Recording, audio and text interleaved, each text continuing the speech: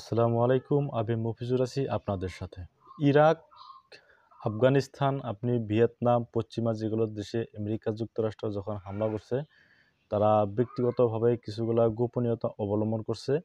আর যে গোপনীয়তা কেউ কখনোই সেই গোপনীয়তা জানতে পারত না। আর সেই গোপনীয়তাই একমাত্র ভয়ের কারণ ছিল তখন আমেরিকা যুক্তরাষ্ট্রের বিভিন্ন শত্রু দেশের। যেমন আপনি দেখেন যখন ইরাকে আমেরিকা যুক্তরাষ্ট্র আক্রমণ করে ঠিক তখন আমেরিকা যুক্তরাষ্ট্র তখন কিন্তু তারা গোপনে একটা চিঠি দিত সেই দেশটাকে।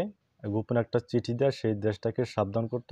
আর তাদের যে প্রতিপক্ষ মেন সেই প্রতিপক্ষকে কিন্তু তখন সেই দেশ থেকে আহ, চলে যেতে বলতো, তা না হলে তাদের হাতে তুলে দিতে বলতো। আপনি ঠিক একই যদি আপনি দেখেন আফগানিস্তানে একই কিন্তু ঘটনা। আফগানিস্তানে যখন লাদেন যখন লুকিয়েছিল তখন কিন্তু আফগানিস্তানের তালেবান সরকারকে তখন আপনার লাদেনকে তখন আমেরিকা যুক্তরাষ্ট্রের হাতে তুলে দিতে বলছিল, কিন্তু তারা কখনো এটা করে নাই। এটা কিন্তু একটা গোপন চিঠির মাধ্যমে তারা কিন্তু আমেরিকা যুক্তরাষ্ট্র এটা করতো। ঠিক ইরাকেও একই ব্যাপার।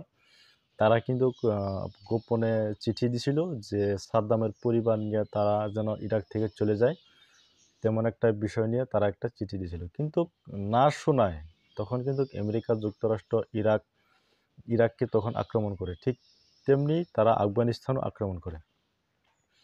সেই পলিসি যেটা আছিল যে তখন তারা গোপনীয়তা অবলম্বন করে তারা বিভিন্ন দেশকে চিঠি দিয়ে হুমকি দিত, এখন কিন্তু ট্রাম্পের আমলে কিন্তু এটা দেখা যায় না। এখন যা হচ্ছে এটা কিন্তু ডাইরেক্ট সরাসরি। আর এটা আমেরিকা যুক্তরাষ্ট্র তারা বর্তমান ট্রাম্প তারা কিন্তু ডাইরেক্ট সরাসরি তারা ওপেন তারা চিঠি দিচ্ছে যে তোমরা এটা করো, তা না হলে আমরা কিন্তু অ্যাকশনে চলে যাব।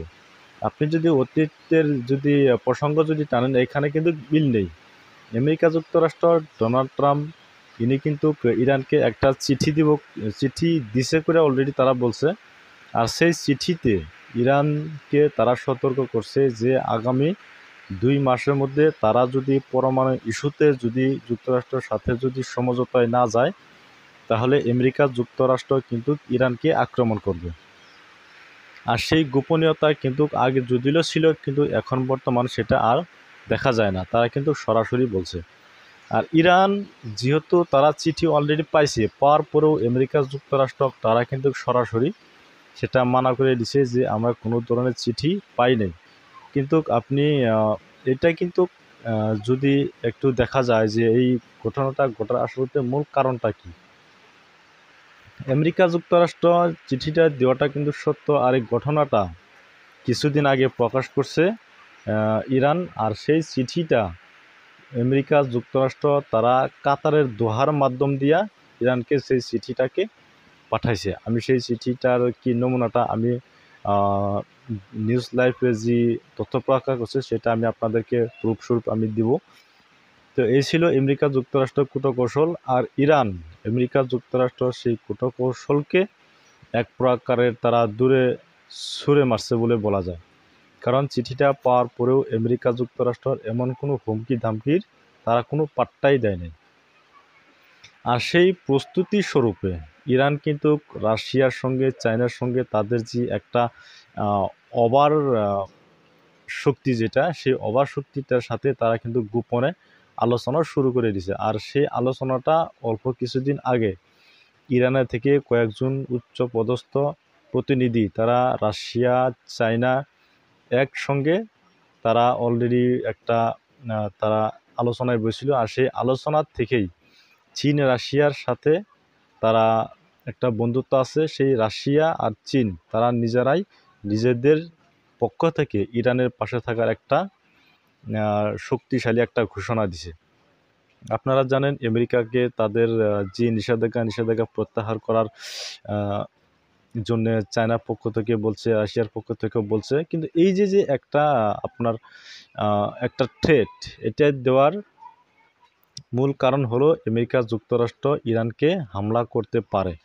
কিন্তু আপনি যদি দেখেন অতীত হুটহাট করে কিন্তু একটা দেশের প্রতি আক্রমণ করতো, এখন কিন্তু ওইটা করে না। কারণ ইরানে যদি আক্রমণ করে মধ্যপ্রাচ্য আমেরিকা যে কোনো ঘাঁটিতে কিন্তু হামলা করতে পারে ইরান, সেই শক্তি কিন্তু ইরানের আছে, আর অতীতে এমন কোনো দেশের ছিল না। তাই ইরানকে যে আক্রমণ করবে তার প্রস্তুতি স্বরূপে যে দেশটাকে বাইছে নিছে যুক্তরাষ্ট্র, সেই দেশটা হলো আপনার অস্ট্রেলিয়া। আর সেই গোপন এই খবরটা দিছে চীন। চায়নার যে গোয়েন্দা সংস্থা আছে সেই গোয়েন্দা সংস্থায় ইরানকে সেই বার্তাটা দিছে। আর সেই যেহেতু আমেরিকা যুক্তরাষ্ট্র একটা হামলা পরিকল্পনা করছে ইরানে, আর ইরান যেহেতু চায়নার একটা বন্ধু, 20 বছরের তারা প্রতিরক্ষা চুক্তিও করছে, আর সেই ক্ষেত্রেই আপনার চীন কিন্তু অস্ট্রেলিয়াকে কিছুদিন আগে তাদের যে ফাইটার জেট আছে সেই ফাইটার জেট দিয়ে অস্ট্রেলিয়ার একটা গোয়েন্দা যে বিমান ছিল সেই গোয়েন্দা বিমানকে কিন্তু আগুনের ফুলকি দিয়া সেটা কিন্তু তাদেরকে সতর্ক করছে যে চায়নার মূল ভূখণ্ডে আসলে তো যায় না, অনেক দূর, তারা কিন্তু তাও কিন্তু এই আগ্রাসী মনোভাবটা দেখাইছে। আর এটা কারণ হলো আমেরিকা যুক্তরাষ্ট্রকে যদি অস্ট্রেলিয়া যদি সেখানে ঘাঁটি করতে দেয়, আর সেই ঘাঁটি থেকে যদি আপনার ইরানে হামলা করে, সেটা কিন্তু চায়নার কিন্তু বিরাট বড় একটা ক্ষতি হওয়ার লক্ষণ আছে। কারণ চায়না একটা বিরাট একটা শক্তিশালী অর্থনৈতিক দেশ, আর অনেকটাই আপনার সেই ইরান যে আছে সেই ইরানের সাথে কিন্তু তাদের একটা বিরাট বড় একটা তেলের চুক্তি কিন্তু করা আছে, যত পরিমাণ তেল লাগবে সম্পূর্ণ কিন্তু ইরান দিবে। ঠিক এমন ক্ষেত্রেই চীনের এই বার্তাটা দেওয়াটা স্বাভাবিক, আর চীন কিন্তু দিবেই। আর আমেরিকা যুক্তরাষ্ট্র আগে দেখুন মধ্যপ্রাচ্য অনেকগুলা ঘাঁটি আছে, এইখান থেকে কিন্তু অনেক আপনার ইরাক বলেন সিরিয়া বলেন সেখানে কিন্তু হামলা চালাতো। এখন যে ইরানে এতগুলা ঘাঁটি থাকার পরেও ইরানে হামলা করবে না কেন? সেই কোনো একটা দেশ থেকে তারা হামলা চালাবে না, এর কারণ হলো ইরানের মিসাইল পাওয়ার, এয়ার ডিফেন্স সিস্টেম। তারা কিন্তু আমেরিকা যুক্তরাষ্ট্রের যে যুদ্ধ বিমানগুলো আছে সেই যুদ্ধ বিমানগুলা খুব সহজেই ইরান তারা এয়ার ডিফেন্স সিস্টেম দিয়ে ধ্বংস করতে পারে। আর সেই ভয়েই মধ্যপ্রাচ্যে কোনো ধরনের ঘাঁটি তারা ব্যবহার করবে না, আনকি ইসরায়েলের কোনো ঘাঁটিও তারা ব্যবহার করবে না। তারা সরাসরি অস্ট্রেলিয়া থেকে B-52 যে বোম্বার আছে স্টেল ফাইটার, সেইগুলা দিয়ে ইরানে হামলা করার পরিকল্পনা করছে।